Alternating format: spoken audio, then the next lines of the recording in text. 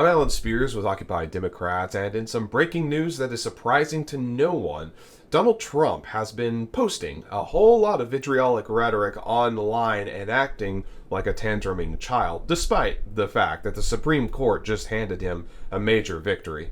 Now, as pretty much all of you are well aware of at this point, the Supreme Court recently ruled that the President of the United States does benefit from presidential immunity, which essentially means that any official acts taken as the president are not subject to prosecution. Now, if you have two functioning brain cells, you might see how this is already problematic, as the president can simply say that this is an official presidential act doing some sort of heinous crime, like killing a political opponent, and there would seem to be very little that anyone could do about it. Now, obviously, that is a bit of an extreme scenario, but it's also not the most unrealistic scenario, as Donald Trump has already said that he is going to be seeking retribution for his political opponents, and we've already seen that he looks up to people like Vladimir Putin and Kim Jong-un and a whole other list of very unflattering people. And while it's still possible that the president could be attempted to be prosecuted,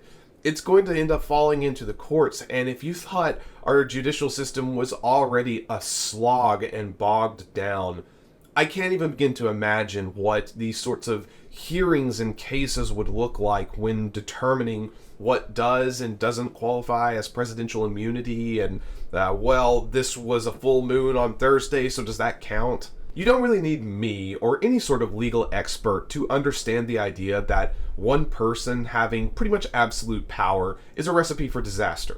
The very fact that they even attempted to say that there was some distinction between presidential acts and private or personal acts seems arbitrary and trivial, as I can't even imagine the long, drawn-out trial that would happen to differentiate between the two for just even one instance.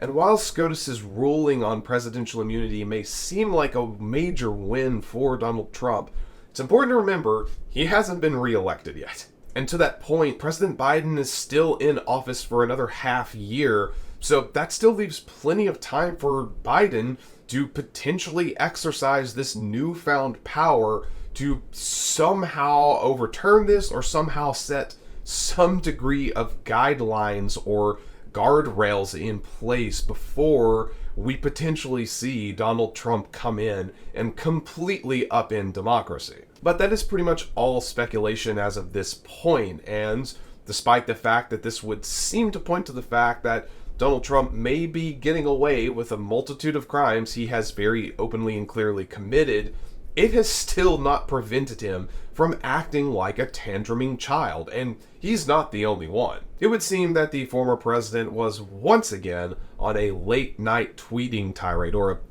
truthing tirade on Truth Social. At nearly 1 this morning, Trump posted, "A really bad day for deranged Jack Smith, the wacko prosecutor used for crooked Joe Biden's attack on his political opponent.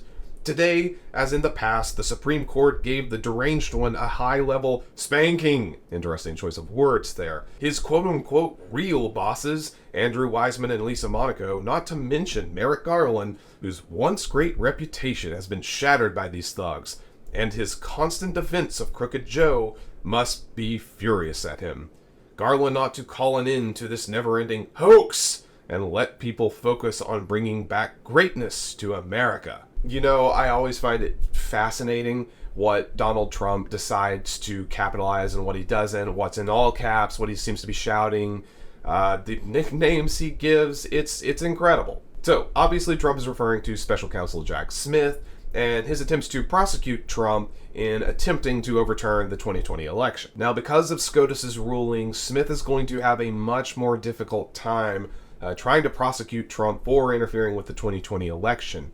However, it is not impossible. Now, there are several different avenues that Smith could potentially take to effectively circumvent the presidential ruling, but that's a huge topic for another video.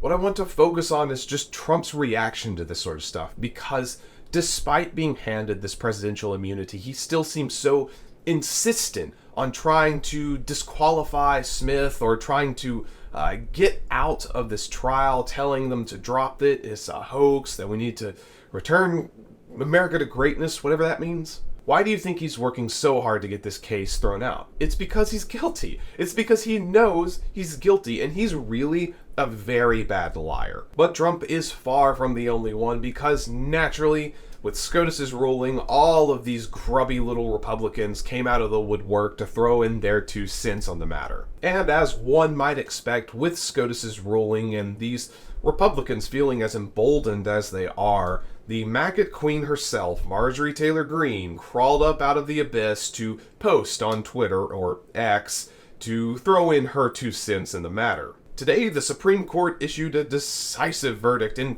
favor of presidential immunity. This decision is a massive victory against the Democrats' weaponized government.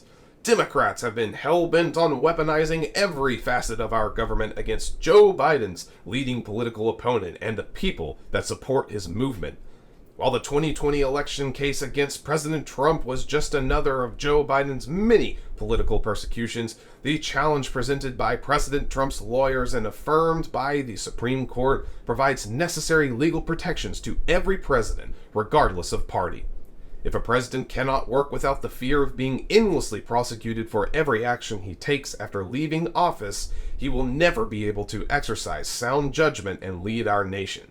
President Trump executed his presidential duties following the 2020 election as any good president should have, not to overturn the results, but to ensure that an election riddled with fraud and irregularities wasn't illegitimately certified. Today's ruling from the Supreme Court ends the insane 2020 election case against President Trump once and for all, and is a great victory to the American people. It is almost impressive how many things she just got wrong in that tweet. So, first off, Democrats aren't weaponizing the government. Let's just get that out there first and foremost. It really is the Republicans. It is constantly the Republicans weaponizing the government. Look no further than the Supreme Court and what just took place. It is amazing how hard they have worked to upend any semblance of balances and checks and power and basically destroy all of our rights along the way. Secondly, President Biden is absolutely not directly involved with this case against Trump. He has actually taken many steps to try to avoid even remotely appearing involved with these trials. Now, a fascinating point that Marjorie mentioned is that every president, regardless of party, should benefit from this immunity.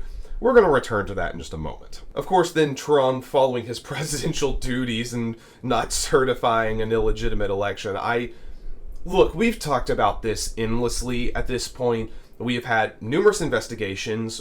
We have ample evidence to prove otherwise. These falsehoods about ballots being in duffel bags being thrown away, of ballots being taken out or burned, or whatever bloody conspiracy the Republicans and these maggots end up peddling, it's constantly debunked. Marjorie and the rest of these people need to seriously get over themselves. You all lost the last election. Get over it. Good Lord. This constant whining of it's only fair if I win makes you all look like bloody toddlers, and I am so tired of people like Marjorie and Trump and the rest of them having any semblance of power in our government. She then goes on to say that SCOTUS's ruling has brought an end to Trump's trials once and for all. It hasn't. Now, as I mentioned earlier, Special Counsel Jack Smith absolutely has multiple avenues he can take to basically bypass this presidential immunity ruling. And while we're not going to dive into those details today, rest assured, Trump is far from getting off scot-free. And that really does bring us back around to the point that I wanted to kind of wrap up on, and the fact that Marjorie said that presidents of both parties should benefit from presidential immunity. And I really wonder how much she's going to change her tune if Trump isn't reelected. And furthermore, if President Biden decides to exercise this newfound presidential superpower, essentially, how she's going to react to that? How do you feel about that, Marjorie? Because again, President Biden is still in office for about half a year still, and that is plenty of time for him to exercise these new powers that SCOTUS has just granted to him. We've seen the memes online of King Biden, but in truth, that's something that could very much happen and very much take place.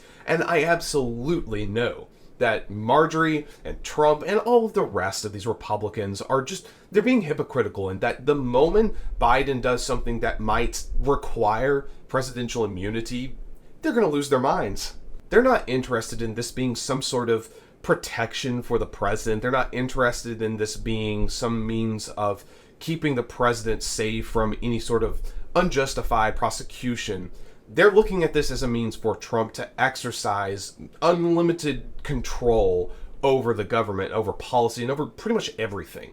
Don't be fooled. SCOTUS's ruling is not a victory for the president. It's not a victory for Democrats or Republicans. It is a loss for everyone. No one person should have such uncontrolled and unrestrained power. They're not thinking about the well-being of this country's future. They're not thinking about the nightmares that are going to start cropping up in the courts when it's going to become election season, and once someone gets elected, the other party is going to go after them and try to drag them into court, saying, oh, this wasn't a presidential act, it's a personal act.